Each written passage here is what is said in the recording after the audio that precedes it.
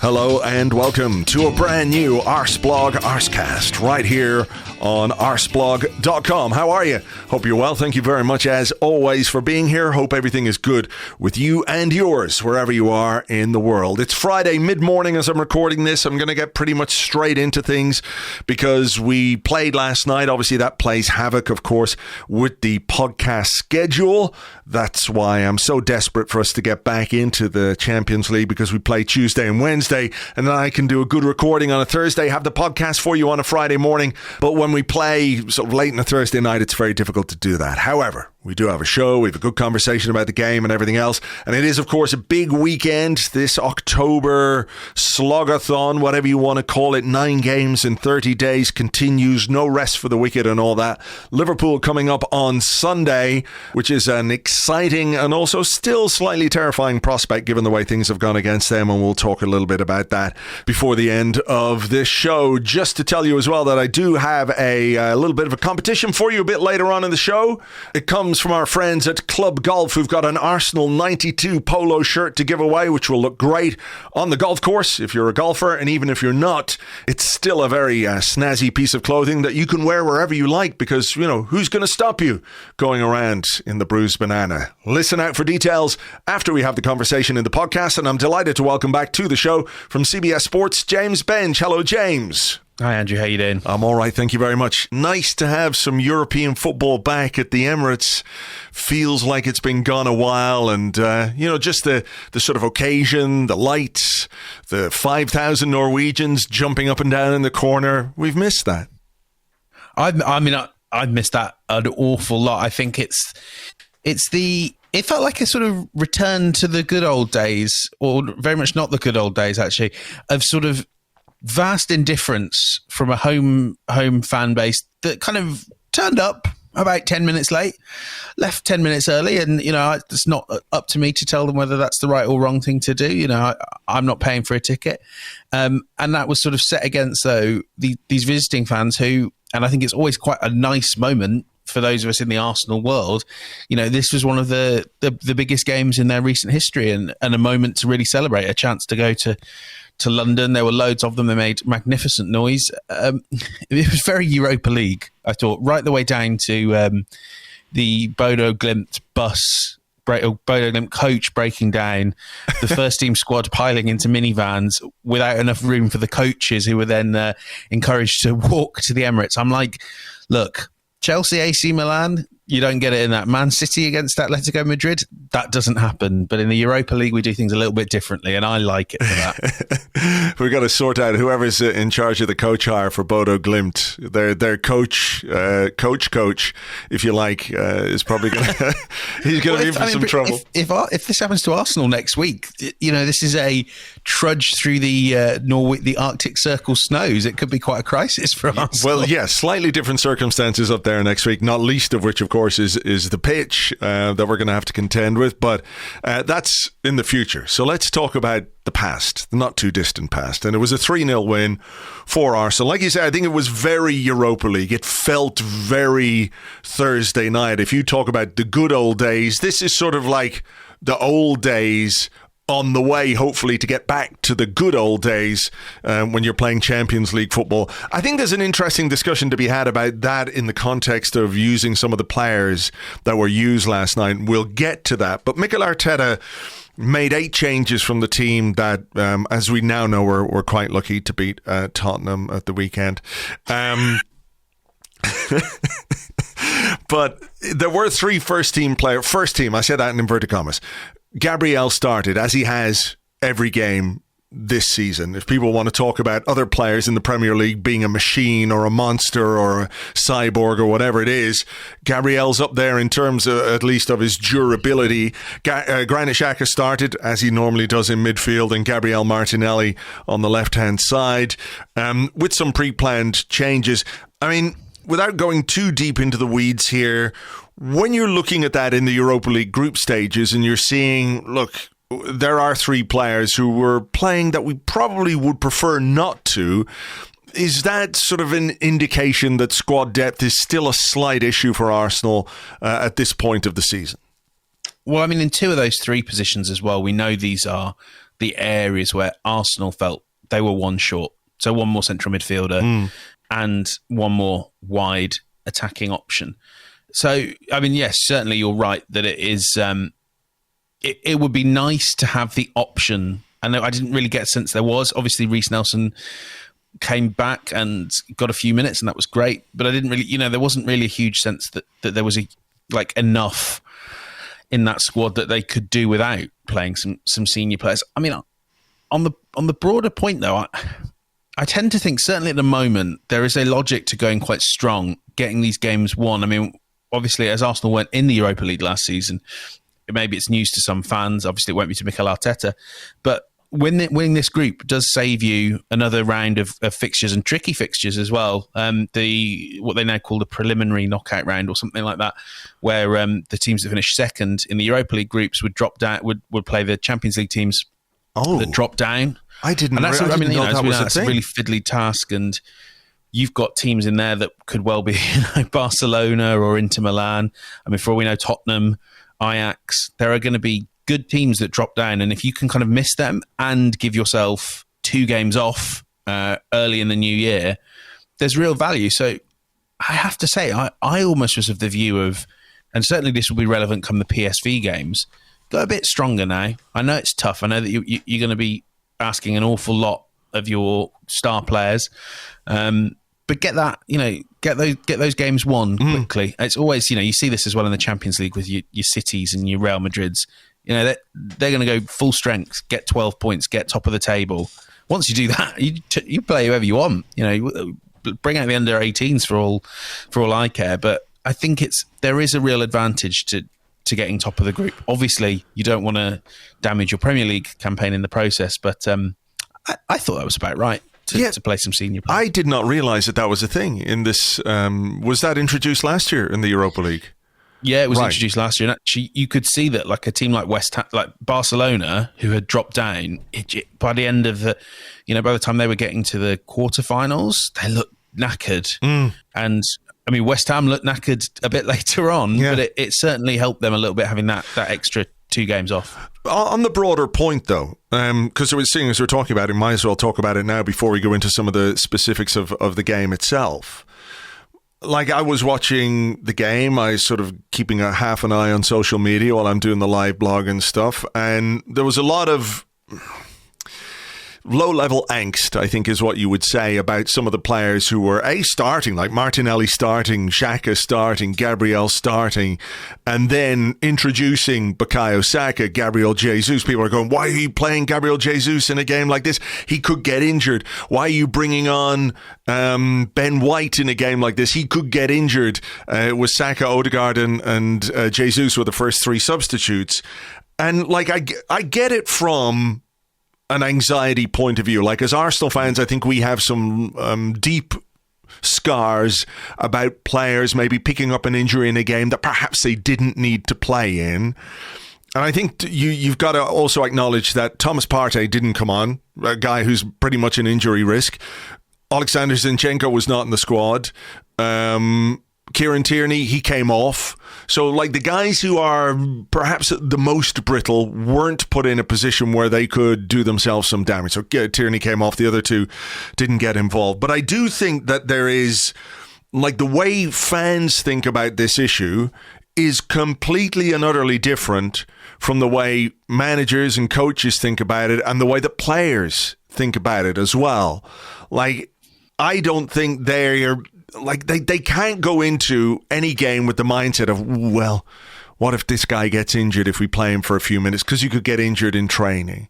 Players want to play, whether it's Europa League, whether it's Premier League, whatever. They want to play. So I think there is something disconnected between the way fans think and the way that managers and players think. And after a couple of weeks off in September when nobody played, where the kind of minutes that you would like to accumulate by this point of the season that perhaps mean you've got to give players a rest because they're fatigued, haven't happened. So it is slightly different. Like, I understand the worry. If Gabriel Jesus goes on and gets a kick and misses Liverpool on Sunday, I get it. But I don't think that they take that into as much consideration as fans do. Yeah, when I sort of saw those replies, and you see them every time Arsenal are in the Europa League, my mind kind of goes to, do you remember Santiago Canizares? It was before an international tournament, and he dropped Cup, a bottle of aftershave on his foot and missed the World Cup or the Euros or whatever it was. And, I do think some fans wouldn't be entirely happy unless Gabriel Jesus was literally wrapped in bubble wrap and was rolled from Colney to the Emirates Stadium. Yeah. Like you say, these are footballers. Get them to play some football. It's not the worst idea, especially for a home match. Especially like you say, Jesus, Martinelli, Gabriel. They all didn't go away over the international break. It is going back to that point we're making. When Jesus, Saka, and Ødegaard came on, there was half a chance and it was the only kind of chance in the game that Bodo Glimt might make this a little bit difficult. In the end, adding those three players cooled the pressure a little bit, gave Arsenal a bit more in the final third, even though it took a while for the goals to come.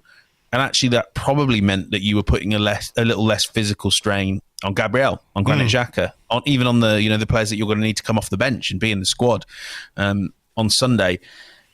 I think, if it's a case of, and this is maybe this group off the top of my head doesn't quite have these demands, but when it's a case of flying Gabriel, your star players to the other end of Europe to possibly come off the bench, I think that's a wasted endeavour, no matter kind of how fit they are. And of course, we should remember in all this that, Gary O'Driscoll and his medical team are giving Mikel Arteta insights we can't even imagine.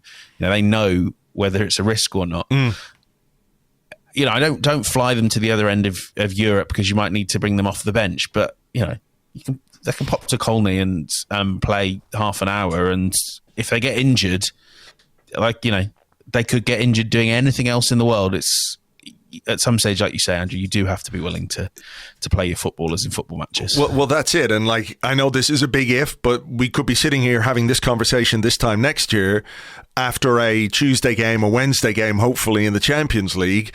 And then you have to stop thinking about this kind of two-team system that you have, particularly with the group stages of the Europa League, where you go, right, everyone who's important, sit down, and then we're going to bring in all these guys, and it's a chance for you to show what you can do. But really, everyone knows there's a sort of a pecking order within the team. So you've your first team, and then but if you're in the Champions League, you don't need that two-team structure. You need one squad. And that's, I guess we have to recalibrate our mindset a little bit towards that as and when we get there. I do get it for the Europa League group stages. I understand the game against Bodo Glimt is not the same as if you were playing PSG or Barcelona or, another top tier European club in the group stage of the Champions League. I get that. But at the same time, you have to keep people involved and you have to keep them giving them minutes. And like you say, I think it didn't necessarily shift the momentum completely back the other way in terms of the game. We didn't really have too many chances until the late part of the second half. But you're right to say that I think Mikel Arteta was probably looking at that second half and thinking, well, I've got to do something about this because Bodo Glimt are a tidy side. They're pretty confident on the ball when they have it in the right areas. They made a couple of bursts through midfield. They got to the edge of the box. There was one shot that Matt Turner had to make a good save from. It's not as if we were completely and utterly under the cosh. Nevertheless, I think if you're a manager and you're sitting there and you're watching that and you're looking at that game, you've got to think to yourself, well, I have to do something to maybe just change it a little bit. And even the presence of people like Ødegaard, Jesus, Saka on the pitch, it kind of halts the endeavour of the opposition because they don't want to leave themselves as open as they were or as they might be when they push forward. And you get to play Ødegaard and Fabio Vieira together as well, which is, these little things. I mean, it's a bit like seeing him in a friendly, that Ødegaard and Vieira. I didn't feel like I learned much, and kind of, to be honest, towards the end, until Reece Nelson came on and was determined to put on a show for those of us that were left, I was pretty close to falling asleep. Not actually, but no, I did. Go. But these are minutes you don't get anywhere else, and like you say, the Champions League is not going to afford you opportunities to see if the Ødegaard Fabio Vieira free 8 tandem works. Half an hour against Bodo Glimt, it's not It's not perfect, but it's the best you're going to get, the best you're ever going to get in a season. So, I think there is always value in seeing how these players mesh together. Eddie Nketiah scored second start of the season in the Europa League, second goal. I mean, this is clearly the role that he understands he has at this moment in time, that these games are a chance for him to start. He is featuring in the Premier League. He's coming on. I'm sure he's not necessarily happy, but probably understands, when you've got someone like Gabriel Jesus up front, all you can do, though, is make your mark when you do get the opportunity. And there was a good stat going around. I know these are slightly skewed stats, but I think it's something like 12 goals in his last 15 starts for Arsenal, which is pretty impressive. When you broaden that out to appearances, it's probably doesn't stand up to as much scrutiny. But when you're coming on in the last 5, 10, 15 minutes of a Premier League game, it's not always easy as we've seen in the past. But when he is starting, he is scoring. It's quite funny, isn't it? Because I think there have been really big improvements in his all-round game. There's a great chance early on where he took the ball, ran with it, beat a couple of players, got to the edge of the box, curled a shot, really not very far wide. Would have been a very spectacular goal. Not the kind of goal that you would associate with Eddie Nketiah if you thought about him in the last 12, 18, 24 months. So it's kind of ironic that the goal he scored was a very Eddie Nketiah goal from inside the box. I do think, though, that the finish wasn't as simple as he made it look. I completely agree. And I think a lot of these goals are not as simple as they look. It is, when the ball keeps breaking to you in the penalty area, it isn't flukes. It happens to Eddie Nketiah more than certainly any Arsenal striker I've seen it, in the sort of modern era, the 21st century. This is a skill. I don't know how much of this is. Well, actually, I suspect a lot of this is not a coach skill, and this is a skill that he has kind of. It's a bit innate, and obviously there will be some coaching within that, and he works hard on it. I know that for a fact. He is obsessed with how he can be a player that positions himself and reacts quickly enough. Because, I mean, I'm not looking at the goal right now, but I think if you go back to look at it, isn't he slightly behind the Bodo Glimt defender who doesn't react quickly enough? And he gets the leg there. And a really nice, crisp volley. I mean, it would test a goalkeeper if they were in the net. That is, I always think of, and I probably used this on the Arsecast before, it puts me in mind of, there's a scene in The Last Dance, the Netflix documentary on the Chicago Bulls, where Dennis Rodman spends ages talking about the spin that's imparted on a ball when he's going up for a rebound, and how he knows, if it's spinning in one way, it's probably going to land here. So this is where I need to put myself. And Nketiah does that. He keeps finding himself in these spots. It's such a valuable trait. I think it's a particularly valuable trait in a second striker. I know that sort of last season there was that miss against Everton, but the stats nerds and people that have been watching the game since, for a very long time, they'll all agree on, actually what's most important is you're getting yourself in a position to miss these chances, because, if you miss, if you're taking the shots, there's more value than not. And he does this so well, so well. I really like that side of his game. And like you say, come on leaps and bounds in his build-up play. His pressing with Marquinhos, I thought, was excellent early on, really disrupted Bodo Glimt. But the special sauce with Nketiah is this just fox in the box, to use a classic Arsenal phrase. Sure. And it's so valuable. It's so valuable. No, it is. It's a really, really good finish. I mean, the build-up from Gabriel Martinelli was like, he'd been quiet. I mean, Martinelli and Xhaka in particular, I think both of them looked early on like guys who'd played 90 minutes a few days ago, and it took them a little bit of time to warm up. I'm not sure Xhaka really warmed up to the extent that you would like, although he did have two very good efforts saved, one very early in the second half, free kick tipped over, it was a good save as well. But Martinelli, that run through the middle, that is kind of, if you're talking about special sauce, that's kind of what he is bringing to the team this season, that ability to drive through spaces in a slightly unconventional way. It's almost like...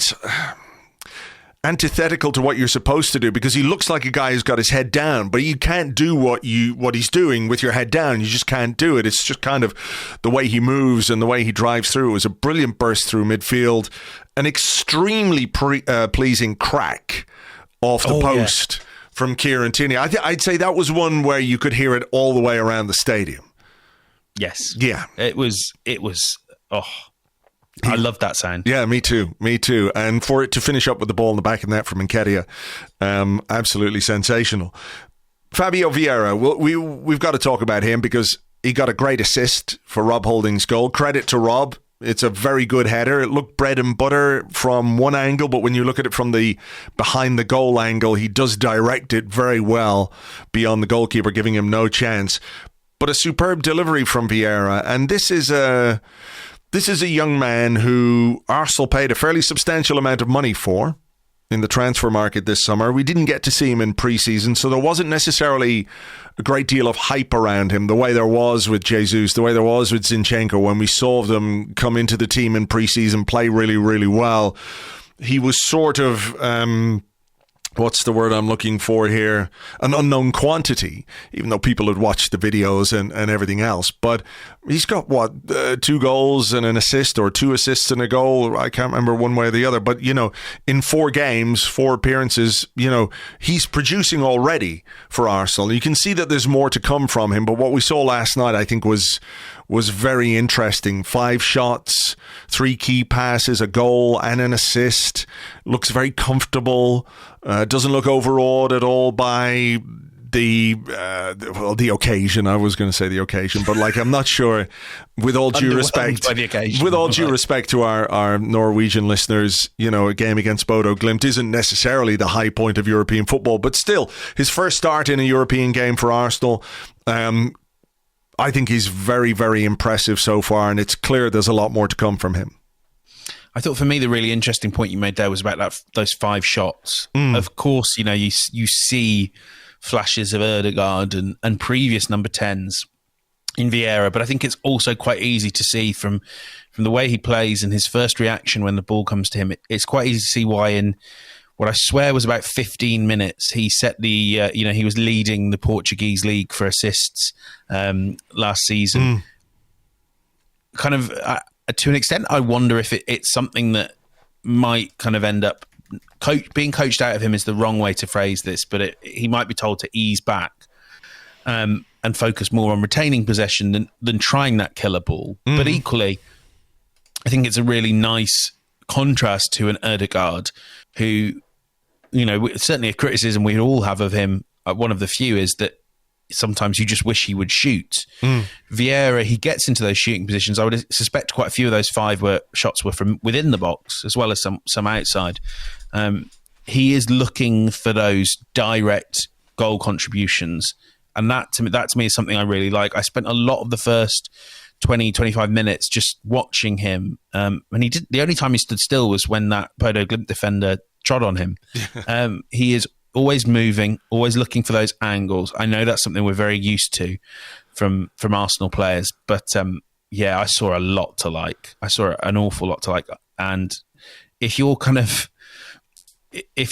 are a number 10 that's making those direct goal scoring contributions, I think he could end up being a player that is what Arsene Wenger always wanted from an Oxlade-Chamberlain or a Rosicky or, those guys when he's going, please, 10... He was almost begging quotes at the start of every season, please just score me 10 goals. Yeah. I don't know if Vieira will get to 10 because, he will probably not be a regular in the Premier League, although I can definitely see it later this season and in years to come. But I'm thinking he's going to rank very highly when we start filtering all those stats by per 90 minutes. He's taking his shots, he's playing his passes, and I really like seeing that. It's quite interesting, Arteta talking about him afterwards. You said you saw the quality. Every time he's around the box, he's a real threat, really intelligent and brave. Then he said, in defending, he still needs to do more and understand it more, because organisation is key when you play against good teams in ball possession. I think that says so much about Mikel Arteta. Like, we've taken this step forward. Arsenal have taken a real step forward in terms of how they play, the perception of the team, what kind of football we play, the way we attack, and it's fantastic. And I'm not downplaying that by any stretch of the imagination, but it's clearly built on defensive awareness in every aspect of the game, in every area of the pitch. And I think you could say maybe the same applies to Albert Sambi Lokonga, who I thought very, very tidy on the ball. But during that period when Bodo Glimt had a bit of success, is not quite the right way, but where they had a good spell in that second period, that area in front of the Arsenal central defenders in central midfield where Sambi is essentially playing the Thomas Partey role, that I think is where he still has a bit to do as well. It's that defensive awareness, the positioning. It's like the decision making. Do I go and join what's happening? And Arteta spoke a bit afterwards where he said we lacked a little bit of connection. I wasn't entirely sure what he meant by that, but when I looked at the stats this morning, Vieira had 100% pass completion rate, but only 16 passes. And for a player playing in his position, it's quite a small number, given the way that the game was dominated for the most part by Arsenal. Then you look at where Arsenal had the most touches, the most passes, and it was in the central defenders. It was in Holding, it was in Gabriel, and it was trying then to connect between the central defenders, the midfield, and then the attacking role that Vieira was playing in, where I think that's kind of what he was referring to. Yeah, that's a really interesting point. I think we have to remember that across those build-up positions, and I'm sure we'll come to talk about, Matt Turner as well. These weren't players that are, one of the key reasons they're not in the strongest 11 is because they aren't quite as strong in build-up. And I know Gabriel is. I think he can have games where he passes really well, but it always helps him, I think, to have the better options around him. With Lokonga, I certainly agree with you that in that pressure period, there were several moments where I was wondering where he was. And I think, it is a challenge and one that he needs to be played through and given minutes to fail. The challenge of this Thomas Partey role that Thomas Partey couldn't fulfill for a long time at Arsenal. And I think I can't think of many other players in the Premier League or in Europe that could do as well as Partey does. Like you say, yeah, I agree with that. There was certainly felt like there wasn't quite the zip in moving the ball upfield. That is and I think Ramsdale brings so much to that as well. We obviously tend to think of it around the outfield players, but I think the ability to bypass midfield gives you and the knowledge from the opposition that actually if the ball goes all the way back to Ramsdale, you still have to be ready. You can't push numbers forward. It adds so much to the build-up. This is an 11 thing, and whilst we all think of the player that's in that midfield pivot role as the most important to build up, and he probably is, I think when you start picking out one piece by one piece by one piece, that's when it all sort of falters, and when Fabio Vieira gets 16 passes where Ødegaard might be getting on for 40. Yeah. Well, that's it. And like making that point about Sambi, it's not necessarily to be critical. It's about the ability to use games like this as a coaching tool in a way. So when afterwards, I assume there's some individual coaching. We saw it in the All or Nothing. Albert Stuyvenberg, who would just come in, do that better. Maybe not. Maybe it's a little more in depth when the cameras aren't there. Shit. Yes. It is a way then to teach a player, like when to make the right decisions, when to move out of your zone, when to go and support, but when to sit and when to make sure that you're there in front of the back four. You mentioned Matt Turner. I have to say, I thought he had a good game with his hands.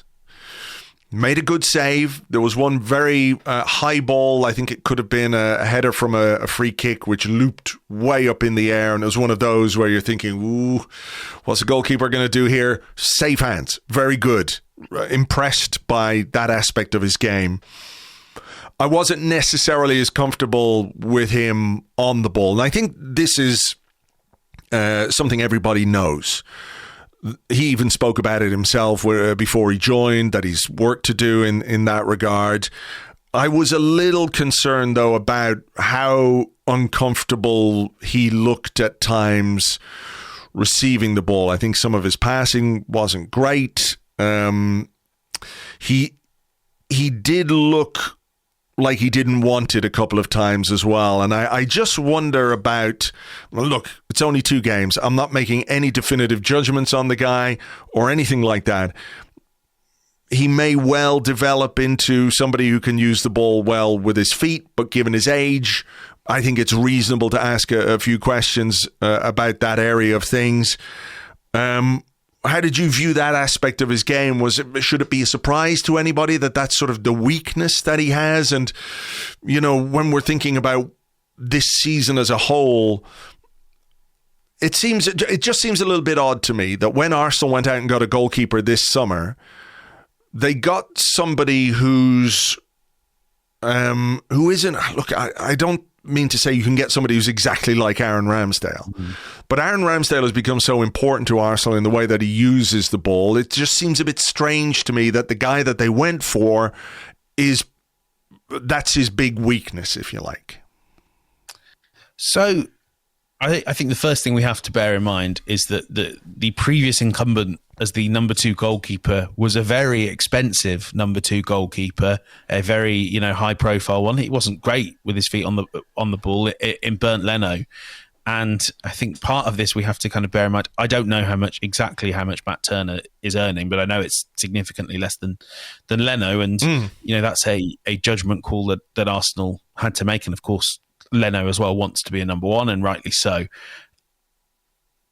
I would also be of the view that, especially having seen Alex Runnison play, the first thing I want from a backup goalkeeper, a goalkeeper that I might kind of have to throw in at the deep end, is I want to trust that he can make saves.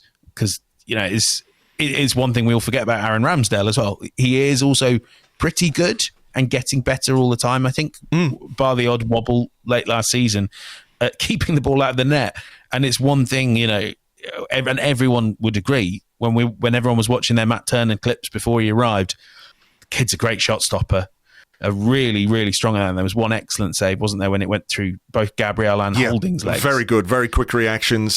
Yeah, impressive.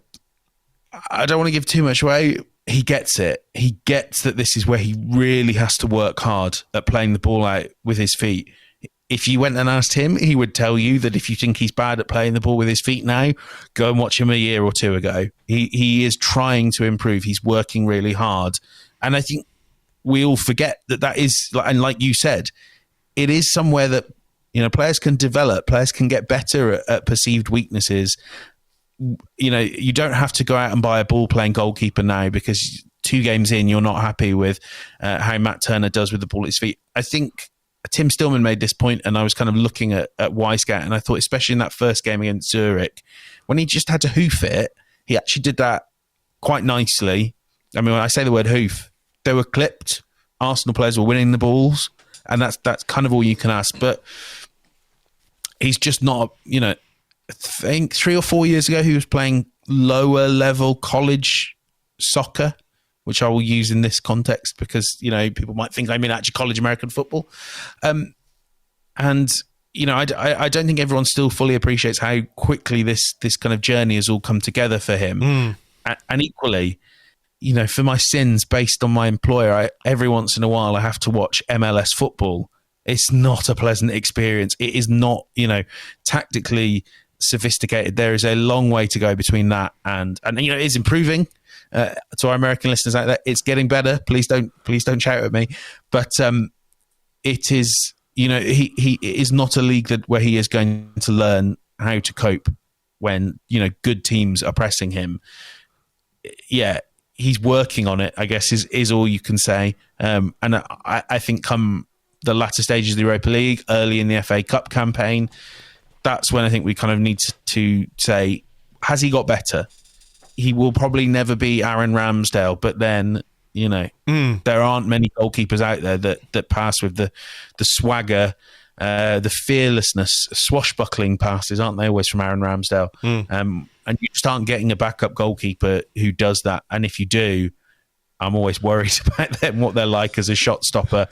At least I feel like, if the chips are down, if I need someone to make a big save, I feel like you can trust Turner on that. I know everyone wants everything from every player in their squad, and there's no reason why you shouldn't demand that. But he's a safe pair of hands, which used to be the only thing you needed to be as a goalkeeper. Yeah, well, that's true. But the game has changed, and the way that Arsenal play has changed, and it is a reasonable conversation to have, I think. Definitely. And, look, it's only his second game. He may well, have had a few nerves at home, playing at home for the first time, whatever it might be. He's certainly got a long fucking kick on him when he does launch it.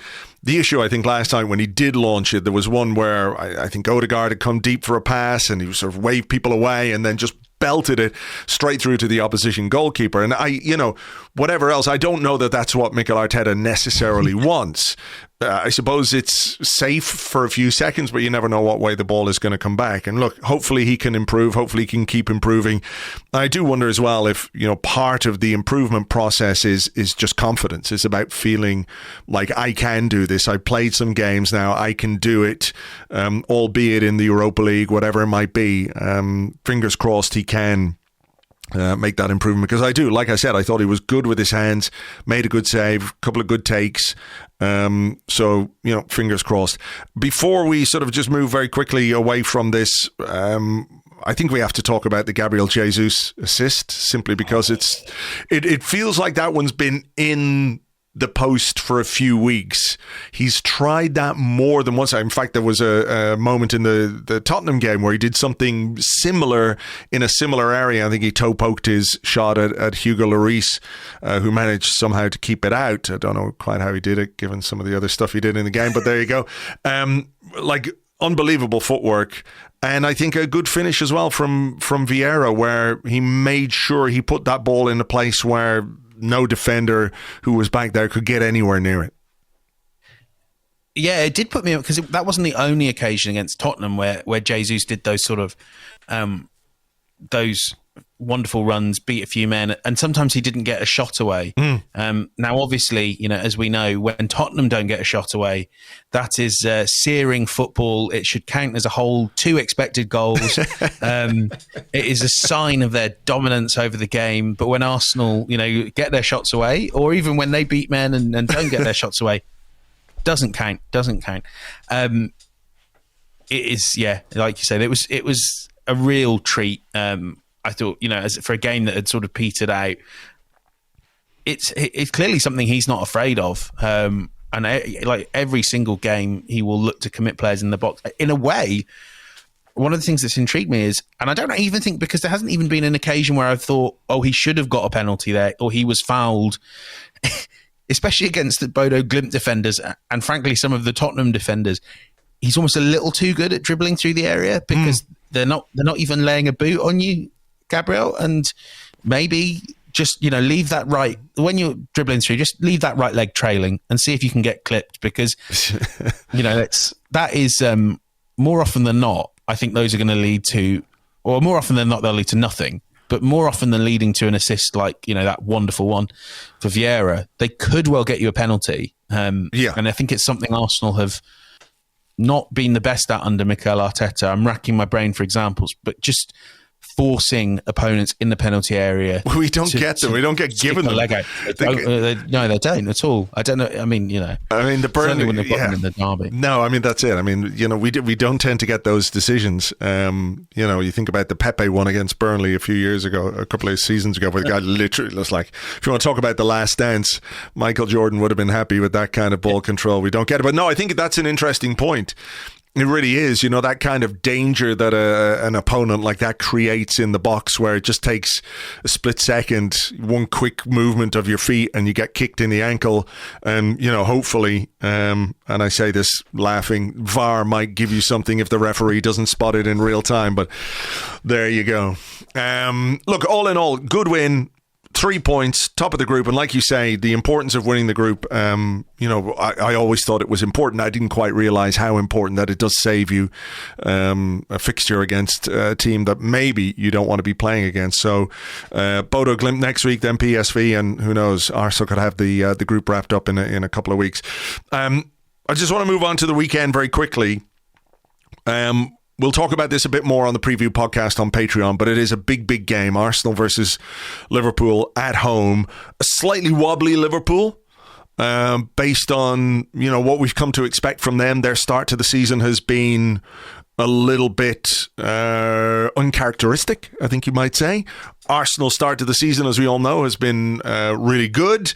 So there are reasons going into this game to feel positive. It's still going to be very tough because this is a very, very good Liverpool side. They're going to want to hold themselves out of this little mess they're in. A team that redoubles their efforts and all that kind of stuff is always tough to play against. But when we look at this fixture, is this kind of a marker fixture in the calendar? Because, look, Tottenham is a brilliant win, but Tottenham never win at the Emirates. Arsenal always beat Tottenham because, as we know, they get battered everywhere they go. But Liverpool is a different kettle of fish, right? So when you're looking at this Arsenal team, when you're looking at tangible ways of measuring the progress, I think there are other ways you can do it apart from just results in games. You can look at the stats, you can look at the performances. We all have eyes. We can all see that Arsenal are playing better football this season than they were this time last season, for example. But when you consider the record against Liverpool and how difficult we have found it against them in seasons past, is this the kind of game where Arsenal can really show people things are different? It doesn't necessarily, even if it's not a win, to be competitive against this Liverpool team would feel like a step forward based on some of the results we've seen in the last couple of years. Yeah, I mean, pretty much in the entire post-Wenger era, I personally have considered Liverpool to be kind of the yardstick against which Arsenal are measured. So, a few years back when it was 3 or 4-0 every time, they were a helpful reminder of how far Arsenal have to go. I think obviously part of this is also comes down to the fact that they built in a way that Arsenal could, in theory, replicate. They have spent quite a lot of money, but they've also sold quite well. They've not broken the bank. They don't have petro millions funding them. Then kind of going on to earlier this year, I thought there were signs, weren't there, in the EFL Cup games and even in the league game, that when Arsenal were on form, they could match a Liverpool team that was one of the best in Europe. I'm still sceptical about how long-term this early season wobble is. I don't think it's a sign of decline. Now, I'm always of the view of a team like Liverpool or a player like Messi or Virgil van Dijk or whoever. I'd rather be kind of the last person saying that they're still great than the first person who jumps the gun and says they're gone. So you're not saying they're a finished club or anything like that? Liverpool are not finished FC. They are very much still alive. I think I would be having sort of quite nervous hives looking at some of those bookmakers' odds and seeing Arsenal as the favourites because, this Liverpool team at full strength, and I think it's going to be not too far from full strength. If they can click into gear, I still think their collective level is a bit higher than Arsenal have reached consistently yet.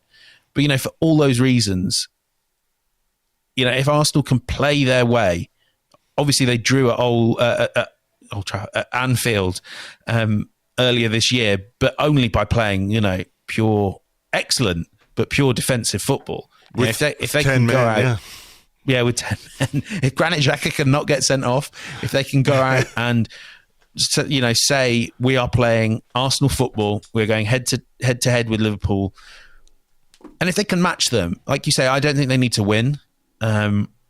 Even if it's just a defeat would be a shame, I think, obviously, and might scotch that early season top of the table momentum whilst Erling Haaland's playing against Southampton.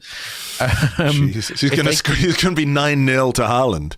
That's exactly what I said to a Southampton fan last night. It's the logical endpoint of Ralph Hasenhüttl's reign, which seems like it's going to finish quite soon, is he loses 9-0 again and it's all Haaland every goal. I think for Arsenal, this is like you say, a better opportunity than Tottenham to show where they are. We've seen them play well against every other one of the big six and quite often get rewards, maybe not against City of late. But I've not seen them go toe-to-toe with Liverpool and show that they are a match for them. And yeah, I think especially when you look back to kind of how their aura clearly perturbed Arteta before he went to Anfield last season, I think kind of inflicting that aura, giving Liverpool a taste for this fantastic Emirates Stadium atmosphere, these could all be hugely valuable, whatever the result. And if the result was a really, positive one, like then we get to have those fun conversations about whether Arsenal are the second best team in England. I'm never, ever having the one about best team in England. Not yet. But certainly I think this can be I hope Arsenal think of this as a real opportunity and probably the only game this side of Christmas where they can sort of announce themselves as Liverpool's successors. All right, well, we'll see what happens. I've been reliably informed that Jurgen Klopp has got the speakers on and he's playing Tequila over and over again on the training ground just to get his players used to what's going to happen. To be fair, you could see that players would get really, really annoyed. They're going to be singing this for 90 minutes. It's going to drive you mad. Mohamed Salah just waking up in the middle of the night going, Saliba, the fuck, god damn it. Anyway, we'll see what happens on Sunday. Like I said, we'll talk more about this on the Patreon podcast. For now, though, James Benge, thank you so much. Thank you, Andrew. Thank you very much indeed to James Benge. You can find him on Twitter. He is at James Benge, at James Benge. Right, I did mention I have a competition for you. We've got an Arsenal 92 polo shirt to give away from our friends at Club Golf. Very easy to enter. All you need to do is go to the Club Golf website, which is clubgolf.uk.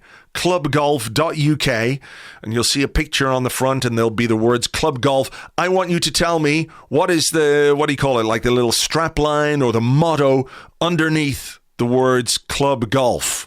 4 words. Send me those words in an email, please, to competition@arseblog.com. That is competition@arseblog.com, and we will pick a winner at random for next week's show, and you will get yourself an Arsenal 92 polo shirt. For now, gonna leave it there. There is a big game, obviously, at the weekend. We will preview that in some detail over on Patreon. Myself and Phil Costa will have that for you tomorrow, Saturday. If you want to sign up, you can do that. Patreon.com/Arseblog.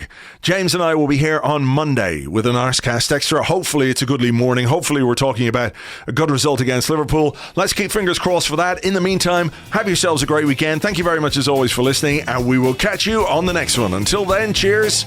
Bye-bye.